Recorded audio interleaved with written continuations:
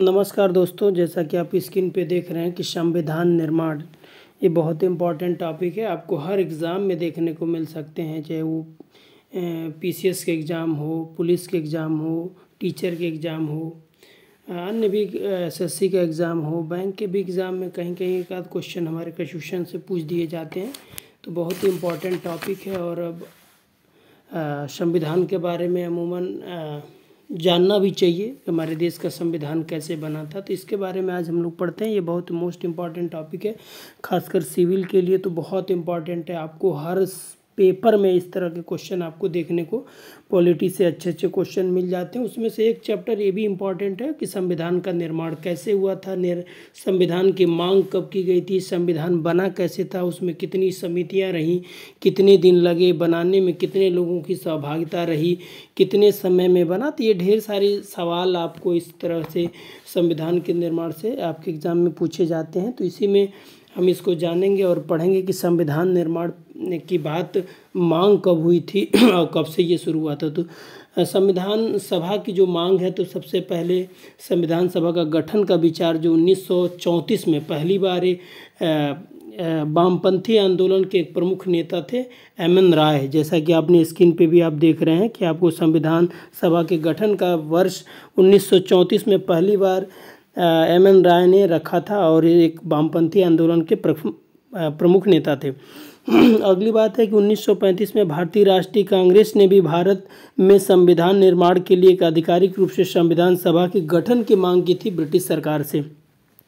और 1938 में भारतीय राष्ट्रीय कांग्रेस से पंडित जवाहरलाल नेहरू की घोषणा की थी कि भारतीय संविधान का निर्माण वयस्क मताधिकार पर चुनी गई संविधान सभा द्वारा ही किया जाएगा। तो इस नेहरू की इस मांग पे ब्रिटिश सरकार जो थी सैद्धांतिक रूप से स्वीकार किया और इसी को हम 1940 में अगस्त प्रस्ताव के नाम से भी जानते हैं।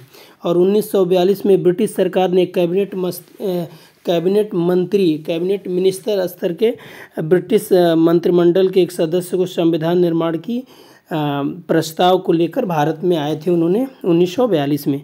फिर आती है संविधान सभा की कार्यप्रणाली कैसे होती है। संविधान सभा की सबसे पहली जो गठन का प्रावधान किया गया था वो संविधान सभा की जो बैठक थी वो 9 दिसंबर 1946 को पहली बार बैठक हुई थी, जिसमें अस्थायी अध्यक्ष के रूप में आपको सच्चिदानंद सिन्हा जो बिहार के नेता थे उनको चुना गया था और अस्थायी अध्यक्ष के तौर पे। फिर दूसरी 2 दिन बाद फिर इसमें बैठक हुई थी, जिसमें अस्थायी अध्यक्ष के रूप में 13 दिसंबर को 1946 को राजेंद्र प्रसाद को अस्थायी अध्यक्ष चुना गया और इन्हीं के अंडर में संविधान की निर्माण की प्रक्रिया शुरू हुई। फिर बात करते हैं अगला, कैबिनेट जो मिशन योजना के तहत सुझाए गए जो प्रस्ताव थे वो नवंबर 1946 में संविधान सभा का गठन हुआ। और इसमें कुल सदस्यों की बात की जाए तो कुल सदस्यों की संख्या 389 होनी थी, जिसमें 296 सीटें ब्रिटिश भारत से आती थी और 93 सीटें जो 93 सीटें थी वो देसी रियासतों के लिए आवंटित किया गया था। उसमें 296 में से 292 ऐसे सदस्य थे जिनका चयन 11 प्रांतों के गवर्नरों से तथा 4 का चयन मुख्य आयुक्त प्रांतों से किया जाना था। अगली बात आते हैं कि बाकी संविधान सभा के लिए फिर चुनाव में लगभग 10 लाख लोगों पर एक सीट की आवंटन, आपको इस स्क्रीन में दिख रहा है, 10 लाख लोगों पर एक सीट का आवंटन किया जाना था। और उसमें संविधान सभा द्वारा हुए चुनाव में परिणामों को देखा जाए तो इस समय जो जुलाई अगस्त 1946 में संविधान सभा के चुनाव का जो चुनाव हुआ उसमें परिणाम है आपको निम्नोक्त स्क्रीन पे दिख रहे हैं। सबसे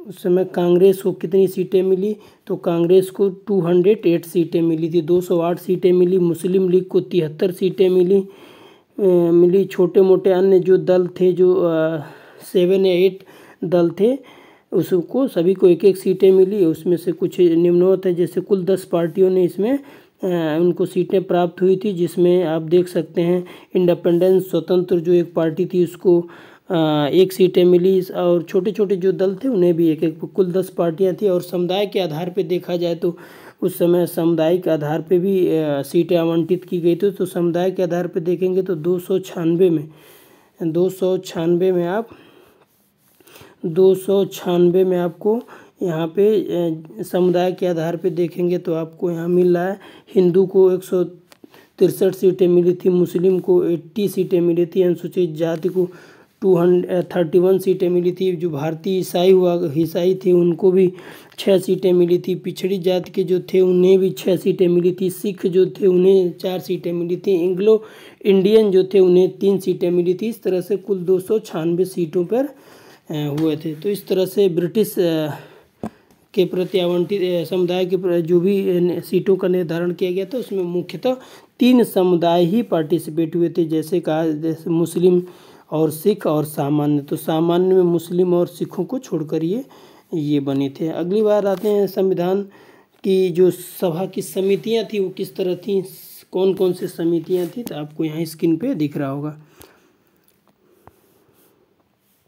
आपको स्क्रीन पे दिख रहा है कि संविधान की कितनी समितियां थी। तो आप यहाँ देख सकते हैं संविधान के कुल संविधान की जो समितियों की बात की जाए तो उसमें विभिन्न कार्यों को करने के लिए समितियों का गठन किया गया था, और समितियों में कुल 8 बड़ी समितियों का गठन किया था, जिसके प्रमुख अलग अलग लोग थे। जैसे बात करें तो संघ शक्ति समिति, देखिए पहले नंबर पे जो दिया है संघ समिति के जो अध्यक्ष थे वो पंडित जवाहरलाल नेहरू थे। जो दूसरे नंबर पे देखेंगे तो संघीय संविधान समिति पंडित जवाहरलाल नेहरू थे। तीसरे प्रांतीय संविधान समिति सरदार वल्लभ भाई पटेल थे, और चौथे प्रारूप समिति डॉक्टर भीमराव अंबेडकर थे। ये बहुत इंपॉर्टेंट है, अक्सर आपको परीक्षाओं में देखने को मिलता है। प्रारूप समिति के अध्यक्ष कौन थे, तो प्रारूप समिति के अध्यक्ष डॉक्टर भीमराव अंबेडकर थे। मौलिक अधिकारों से रिलेटेड समितियां बनी थी, अल्पसंख्यकों और जनजातियों तथा अन्य जो वर्ग थे उनके लिए सलाहकार समिति एक परामर्श देने के लिए मौलिक अधिकारों से संबंधित, तो सदा उसके जो अध्यक्ष थे वो सरदार वल्लभ भाई पटेल थे। इस तरह से प्रक्रिया नियम समिति राजेंद्र प्रसाद थे, और उस तरह से राज्यों के लिए एक समिति बनी थी जो राज्यों के समझौता कराने के लिए, तो उसके जवाहरलाल नेहरू थे। आगे संचालन समिति थे, तो संचालन का काम डॉक्टर राजेंद्र प्रसाद थे। इस तरह से संविधान सभा द्वारा ये अलग अलग समितियों का निर्माण किया गया था। आगे आते हैं संविधान सभा द्वारा कौन कौन से कार्य किए गए जो अभी तक लागू हैं। देखिए संविधान सभा के द्वारा आम कानून लागू कराने के, संविधान निर्माण के साथ साथ आम कानून को भी लागू करवाने के अलावा संविधान सभा द्वारा निम्न कार्य किए गए। जैसे पहला आप देख सकते हैं कि 1949 में राष्ट्रमंडल में भारत की सदस्यता का सत्यापन संविधान सभा द्वारा ही किया गया था। 22 जुलाई 1947 को राष्ट्रीय ध्वज का भी अपनाने का काम संविधान सभा द्वारा किया गया। 24 जनवरी 1950 को राष्ट्रगान को अपनाने का भी काम इन्हीं के द्वारा किया गया था। फिर 24 जनवरी 1950 को राष्ट्रगीत को अपनाने का काम, और 24 जनवरी 1950 को डॉक्टर राजेंद्र प्रसाद पहले भारत के राष्ट्रपति चुने गए। ये संविधान सभा के द्वारा इन्हीं चुनावों के आधार पर ये निर्णय लिए गए थे। तो ये आपको तमाम तरह के एग्जामों में देखने को ये भी मिल सकता है। तमाम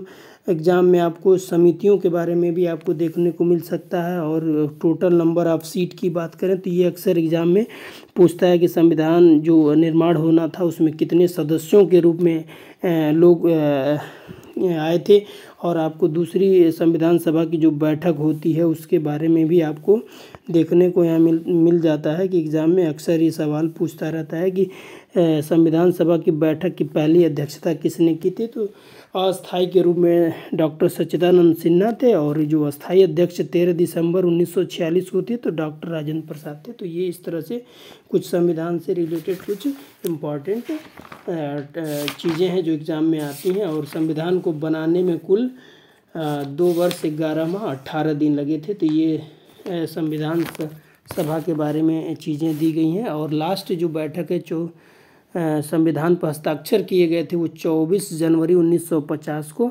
संविधान पर हस्ताक्षर किए गए थे। तो कुल मिला के इसमें 11 बैठकें हुई थी, 11 सत्र हुआ था। पहला जो सत्र था वो 9 दिसंबर से लेकर 23 दिसंबर 1946 तक पहला जो कुल बैठकें इसमें 11 बैठकें हुई थी।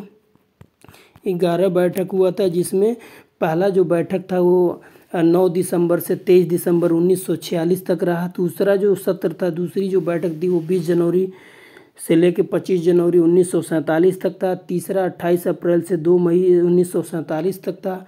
चौथा है 14 जुलाई से 31 जुलाई 47 तक था। पाँचवा 14 अगस्त से 30 अगस्त 1947 तक था।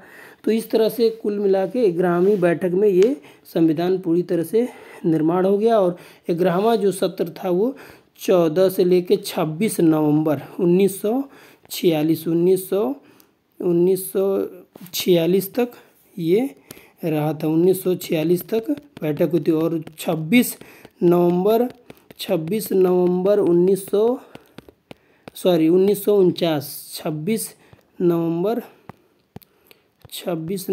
1949 को लास्ट बैठक हुई थी। और इसी दिन संविधान पे कुछ बिंदुओं पे हस्ताक्षर भी हुआ था और कुछ अनुच्छेद इसी दिन लागू भी कर दिए गए थे। तो इस तरह से ये कुछ इम्पॉर्टेंट चीज़ें थी भारत के संविधान के बारे में, भारत की संविधान सभा के बारे में और निर्माण के बारे में। तो इसलिए दोस्तों आशा करते हैं कि आपको ये ज़रूर हेल्पफुल रहा होगा इस बारे में। इसी के साथ दोस्तों धन्यवाद।